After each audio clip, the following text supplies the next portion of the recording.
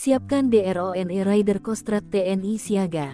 Adang OPM di hutan rimba, siap tempur di medan gunung. Teror organisasi Papua Merdeka OPM tak bisa ditolerir lagi. Berbagai batalion TNI Angkatan Darat mulai disiagakan. Seperti halnya Batalion Infanteri 755 Kostrad, mempersiapkan diri untuk menghadang OPM di hutan rimba ataupun di medan gunung. Batalion Infanteri 755 Kostrad menggelar latihan intensif di Mako Yonif 755 Kostrad. Dikutip dari penerangan Kostrad, latihan ini mencakup berbagai materi seperti navigasi, survival, booby trap, pengenalan aplikasi drone, dan kompor.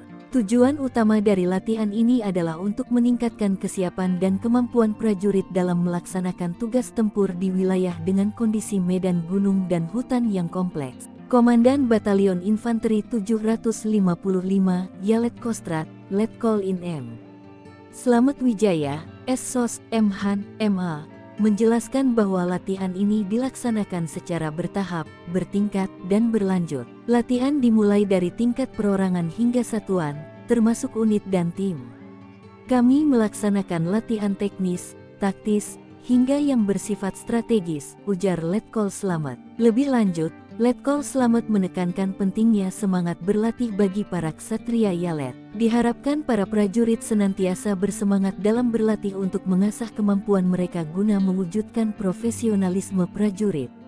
Latihan adalah kesejahteraan yang paling hakiki bagi seorang prajurit, tegasnya. Latihan ini juga menjadi bagian dari persiapan menuju tahapan latihan berikutnya yang bersifat lebih taktis. Batalion Infanteri 755 Yalet Kostrad berkomitmen untuk terus meningkatkan kemampuan prajuritnya demi menjaga kedaulatan dan keamanan negara, khususnya di wilayah Papua Selatan.